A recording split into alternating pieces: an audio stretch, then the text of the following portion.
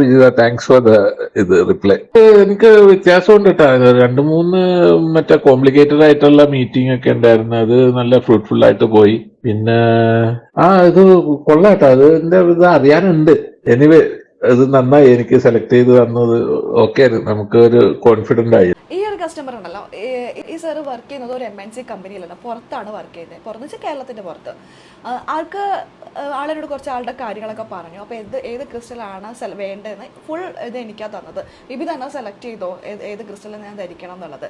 ആളുടെ ജോലി, അത് ബാക്ക്ഗ്രൗണ്ട് മീൻസ് ആൾ വർക്ക് ചെയ്യുന്ന ബാക്ക്ഗ്രൗണ്ട്, അവിടെയുള്ള സ്റ്റാഫുകൾ, അതൊക്കെ വെച്ച് നോക്കിയിട്ട് ആൾക്കൊരു പ്രൊട്ടക്ഷൻ എനിക്ക് കൊടുക്കണം തോന്നി. അപ്പോൾ ആൾക്കൊരു പ്രൊട്ടക്ഷന് വേണ്ടിയിട്ടുള്ള ബ്രേസ്ലെറ്റാണ് ഞാൻ സെലക്ട് ചെയ്തത്. ഒന്ന് ടൈഗ്രൈ വിത്ത് ഹെമറ്റൈറ്റ്, ആ ഒരു ബ്രേസ്ലെറ്റ് കൊടുത്തു.